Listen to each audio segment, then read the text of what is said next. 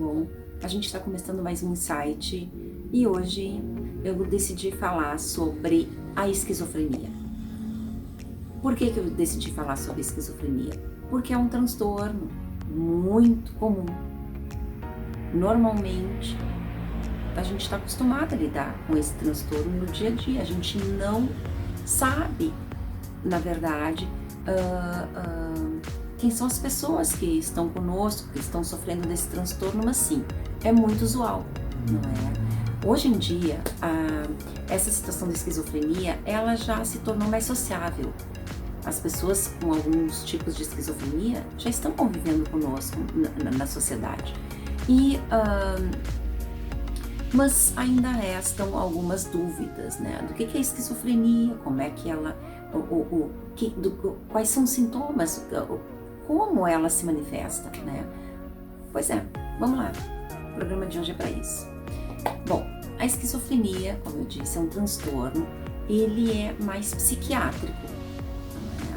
Por que psiquiátrico? Porque envolve diretamente uma situação medicamentosa. Há uma necessidade. Existem transtornos que não precisam, não é, de uma situação medicamentosa. A esquizofrenia não é essa eleita. Ela necessita sim de um controle medicamentoso, até para a pessoa poder ter um convívio social normalmente, não é? Claro, dependendo do grau da esquizofrenia. Qual é a característica dela, não é?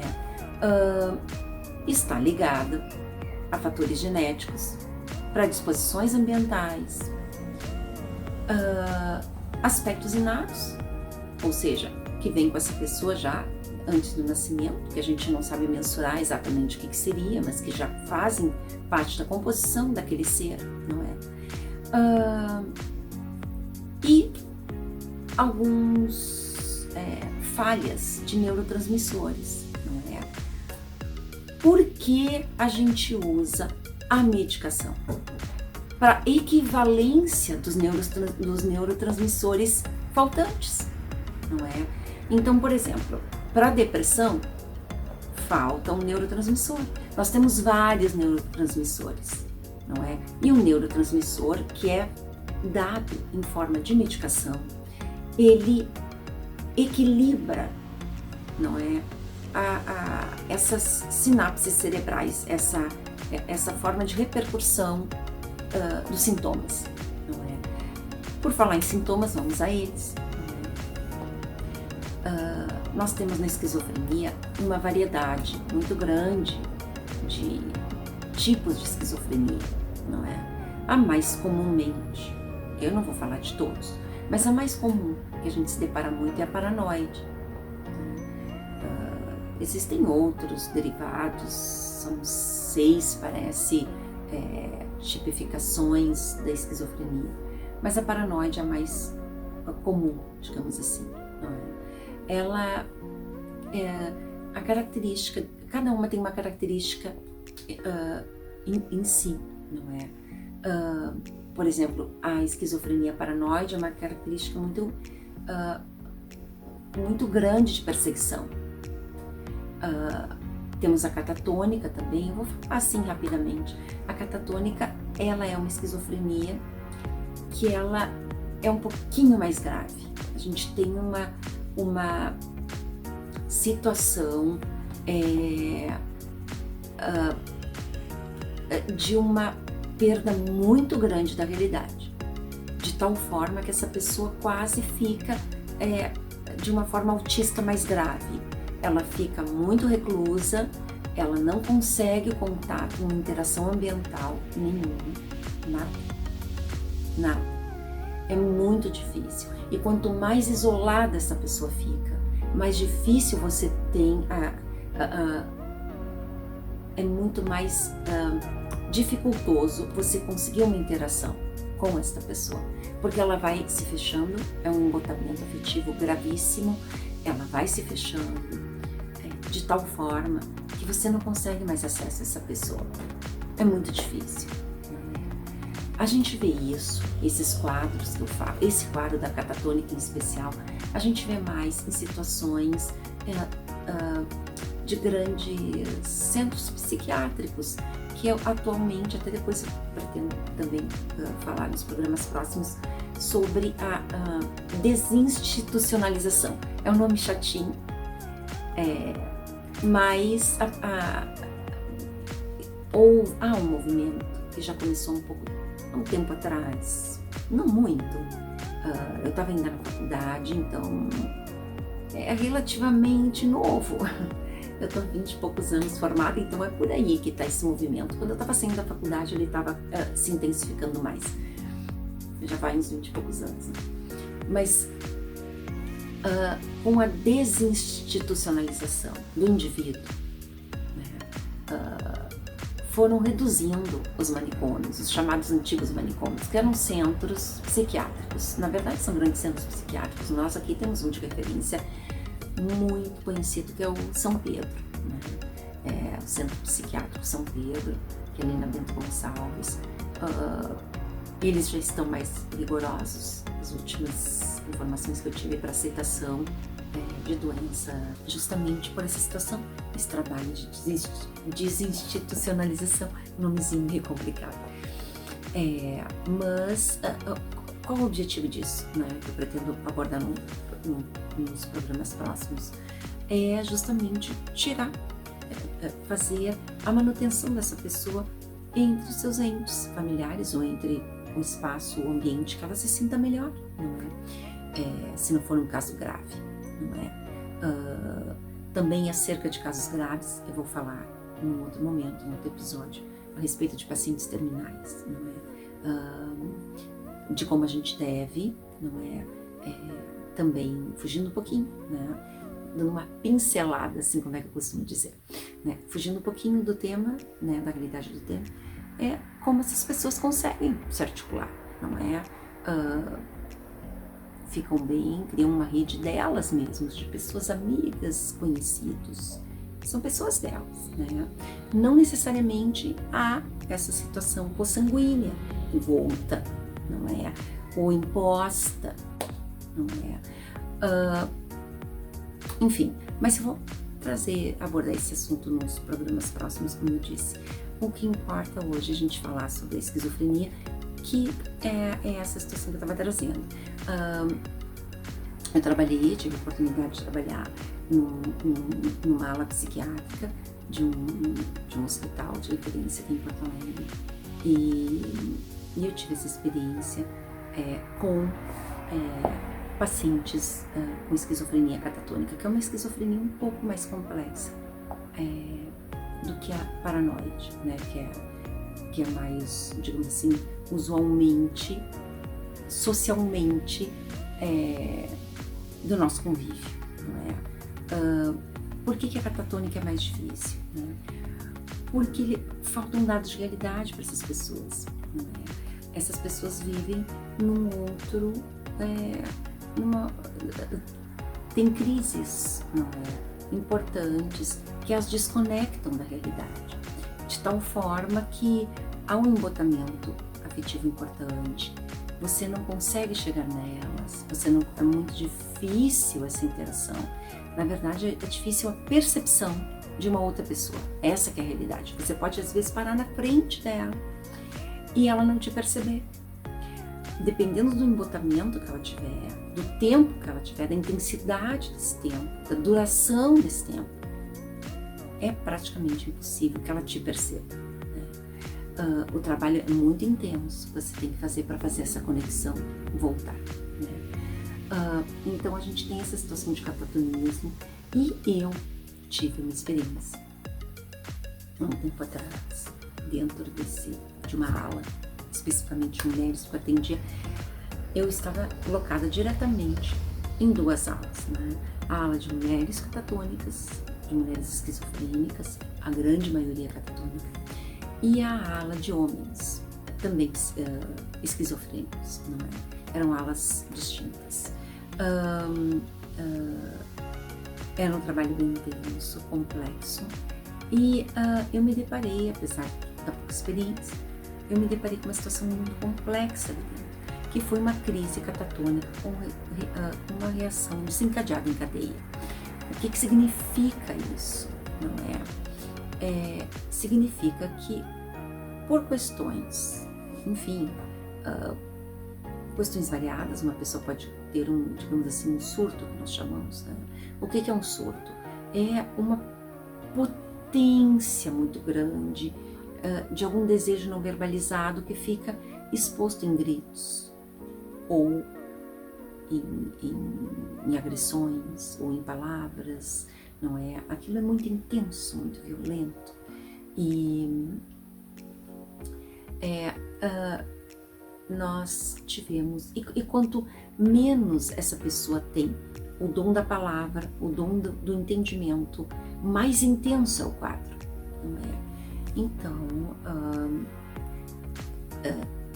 essa situação dessa reação em cadeia eu sofri ainda muito nova e na verdade nós estávamos desprovidas por situação governamental, enfim, da situação medicamentosa, porque sim, é o que regula a esquizofrenia, é a medicação, justamente por aquilo que eu falei um pouquinho antes, da falta de um neurotransmissor. Né?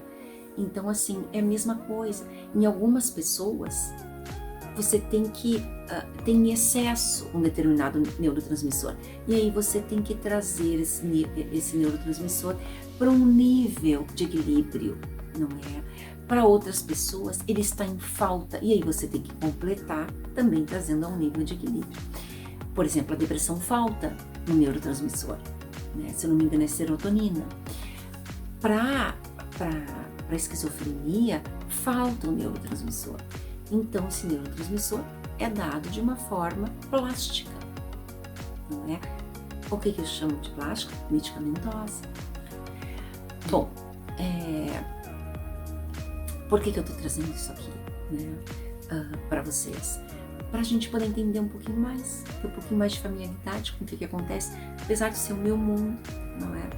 Eu não posso fazer uma exigência tão grande, né, para quem está assistindo, mas eu posso trazer um melhor conhecimento, de tal forma que vocês fiquem mais assim nutridos a respeito do que acontece nesse meu mundo. Eu tento trazer, assim, desmistificar a psicologia. Seria esse o termo que eu ia me usar nos meus programas que vão ao ar, mas acabei decidindo por insight, porque eu achei que o Darcy Conta fica mais mais para uma qualidade de vida, mais para o incentivo mesmo, né, de quem está fazendo uma terapia, até para um autoconhecimento, que não necessariamente tem uma doença envolta, né, alguma coisa significativa, como é o caso de uma esquizofrenia, que sim, aí sim há necessidade de um tratamento, de um acompanhamento, assim como uma depressão também. Não é sazonal. Quando eu falo aqui de depressão, não estou falando de sazonal, eu estou falando daquela depressão maior, que há uma necessidade de um acompanhamento. Mais intenso, no caso, né? Mas por que eu falei da esquizofrenia, do paranoide? Porque por uma situação governamental, enfim, uma falta de planejamento, falta de numerário, nós ficamos por uma semana, mais ou menos, sem acesso a essas medicações para poder passar para esses pacientes, não é? O que desencadeou, num determinado momento, enfim, um surto de uma dessas pessoas, não é? De uma dessas mulheres, que era da minha ala, não é? E da ala que eu coordenava, essa pessoa, ela teve um surto muito intenso. Para minha surpresa, foi seguido numa reação em cadeia. Todas fizeram a mesma coisa. Todas. E, em seguida, se colocaram ao redor, a circular, né, postaram a circular ao redor, em movimentos circulares anti-horários. Num primeiro momento, não é? A gente tem que sempre, quando a gente fala em situações em hospitais psiquiátricos, a gente também tem que tomar um certo cuidado com os profissionais envoltos, né? No caso, eu estava com colegas que estavam acompanhando, mas mesmo assim a gente tem que cuidar, tomar uma certa precaução. Nesse momento, elas estavam todas andando em círculos, né? De tal forma que a gente parada no meio, na frente delas, elas não nos viam. Né? Houve um surto desencadeado, que nós chamamos em cadeia. Na verdade, essa nomenclatura eu dou, né, por uma situação dessas de surto catatônico, que foi o que aconteceu ali.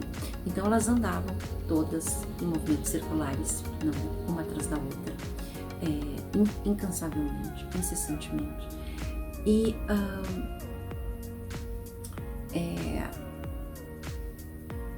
esse é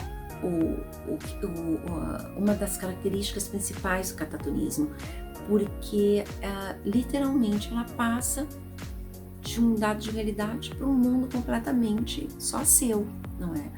E que, se tem outras pessoas com essa mesma tipificação, podem ter essa reação sim, de seguirem uma líder. No caso, ela era a líder, não é? Então, assim, ficou uma situação complexa para nós, assim que estávamos acompanhando o quadro, mas assim, acabamos conseguindo chegar nessa líder, não é? E fazê-la com que ela, então, liderasse esse séquito das demais até um destino que a gente queria mais seguro para elas, que não fosse ali, né, daquela forma. Bom, o fato, mas foi bem custosa essa chamada de atenção, né? Eu consegui romper isso com alimentos, né, com barulho de alimentos. Bom, por que eu trago isso? Né? Porque é importante, né, a gente poder distinguir, saber que existem níveis importantes de esquizofrenia, né? E com características também importantes, não é? Nesse caso, eu tive também uma situação de uma paciente minha que ela acabou falecendo por ter se colocado numa situação de risco, que enfim foi uma situação acidental, por ter a esquizofrenia paranoide. Por que isso aconteceu? Porque ela estava fazendo uso de aditos, drogas ilícitas. Então, ela, claro, eu era psicóloga dela, ela tinha um psiquiatra. Né? O que aconteceu? Por mais que ela estivesse sendo medicada, quando você faz uso de drogas, você tem... a droga é potencialmente mais forte, o efeito dela é bem mais exacerbado do que a medicação. Então, assim, a medicação vem e regula, não é? O que está em baixa na esquizofrenia vem e regula. A droga potencializa, passa isso de um nível muito elevado. E é nesse passamento que joga essa pessoa para uma situação de exacerbação de comportamento, de exacerbação, tudo se torna exacerbado para ela, inclusive essa situação da perseguição. Por isso que nós chamamos esquizofrenia essa paranoide, porque ela tem essa situação de se sentir perseguida, né? Essa situação persecutória, que ela sempre está desconfiada, nossa, tem gente me seguindo. E não é tipo assim, eu acho que sim. Não, ela vai atravessar a rua, olha, tem gente me seguindo. Ela vai fazer, então faz com que ela corra, né? E possa ser até atropelada, falecer nesse jeito. Não foi o caso que minha paciente faleceu, mas foi uma situação tão dramática quanto, né? Essas perdas fazem parte, a gente não gosta, não é? Claro, é difícil da gente lidar, porque a gente acaba criando um vínculo também para nós, um vínculo de afetos, né? Porque a gente trabalha com verdades, para estabelecer um vínculo óbvio, esse vínculo só existe quando você mostra sua verdade para a pessoa, não é? Senão, esse vínculo não existiria. Então, há esse vínculo para o paciente e reverbera na gente, e também há esse vínculo nosso com ele, não é? Esse cuidado. Então, isso gera uma perda dessas, gera uma perda para nós irreparável, né? Mas enfim, ela estava, como eu disse, fazendo uso, nesse momento, ela fazia uso de situações medicamentosas complexas e importantes, tá? Mas, então quais são os sintomas? Não é que a gente vai dizer aqui, acabei de dizer a gente tem situações de delírios, não é? E alucinações, não é? A situação do embotamento afetivo, da dificuldade da troca, da dificuldade social, né? Porque são pessoas que, quando estão nesses surtos, elas têm uma dificuldade muito grande no envolvimento social. A gente não confundam isso com pandemia, por favor, porque geralmente a pessoa começa a ficar assim, mas aquela não sai. Bom, mas não sai porque a gente estava numa pandemia, tem gente que ainda está em casa recluso, com medo de reações pandêmicas. Isso não tem nada a ver com esquizofrenia paranoide. Então assim, vamos parar de rotular, porque cada um rotula de um jeito, e isso é minha tarefa, né? Tarefa da psicologia, e psiquiatria, não é? A psicanálise, enfim, são essas três. Fora isso, não cabe a mais ninguém fazer esse tipo de intervenção, não é? Muito menos o que eu soube ali nesses dias que eu fiz até um programa sobre rotulagem, que eu achei bárbaro. Eu ouvi uma pessoa, enfim, influente, eu acredito que sim, eu tenho que rir porque, né, dizendo que, olha, foi votação para aquela tal pessoa ter um autismo. Me poupem, como assim votação? Isso a gente não vota, isso é objeto, uma pessoa dessa é objeto nossa de estudos de muito tempo e de um aprofundamento do que ela possa ter, apesar de um autismo já ser uma coisa assim que você já percebe claramente. Para a gente conversa, não há essa troca que a gente está fazendo aqui, não há essa sentada aqui no sofá que eu estou aqui, vou olhando ali na câmera, 17 minutos, eles não ficam 3 parados, não tem como, há uma inconstância motora, não é?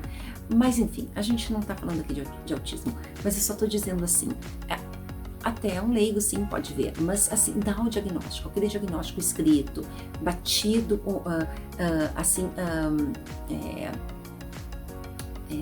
carimbado e assinado, é psicólogo, psiquiatra e psicanalista. Não tem outra pessoa que possa fazer isso.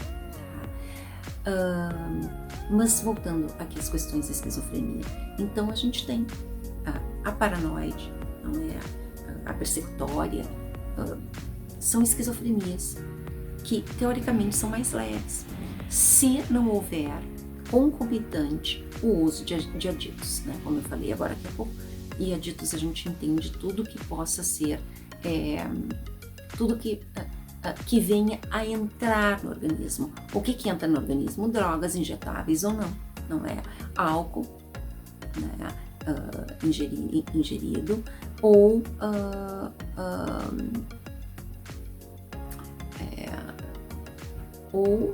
como eu falei agora há pouco, né? Todo tipo de situação que você injeta, ou cheira, ou bebe, isso é uma adição, e são adições importantes. Essas adições, elas não conseguem, elas não têm um trânsito muito bom com a medicação. Na verdade, nenhuma adição tem, né? Mas para a esquizofrenia, ela atenua ou extingue totalmente o poder da medicação. Então a gente vai continuar numa balança, não é? Só que assim, a esquizofrenia está faltando, não é? Se repõe com a medicação, então fica uma balança equilibrada. Se essa pessoa faz uma ingesta de alguma, se utiliza de algum álcool, alguma droga, alguma coisa assim, a exacerbação vai lá no alto, de novo estamos sem o equilíbrio, não é? Então assim, essa pessoa fica suscetível a uma crise, como aconteceu com essa minha paciente. Casualmente a crise dela de delírio e alucinação se deu justamente quando ela estava se utilizando de drogas, de aplicações de uso de drogas. Mesmo a gente tendo sabido que ela havia se medicado, a droga potencializou muito mais do que o que a medicação pôde equilibrar, não é? Então, a deixou exposta a esse episódio, triste episódio, não é? De alucinação, enfim. Mas não é aqui meu objetivo falar dessas situações que a gente enfrenta no dia a dia. Meu objetivo é trazer um pouco mais de conhecimento para vocês do que a esquizofrenia. Dá sim para se ter um convívio tranquilo numa esquizofrenia paranoide, né? O que foge à regra é a esquizofrenia, que é uma das mais fortes, mais pesadas, é a esquizofrenia a catatônica. Essa sim, não é? Porque esse indivíduo, ele vai para Marte. Nós não temos acesso a essa pessoa, não é? Mas enfim, eu trouxe isso, um simbolismo à luz, como eu costumo dizer, à luz, de cima para baixo, assim, para a pessoa entender essas diferenças da esquizofrenia. São 6 ou 7 modelos, como eu falei, mas aqui o que eu mais quis evidenciar são as mais comuns e as mais pesadas, né? E também a situação do que a desencadeia, essas situações de internações, que eu também sou contrária, eu também vou trazer isso em outro momento, né? Porque a medicação você tem condições sim de, com a medicação, viver socialmente muito bem.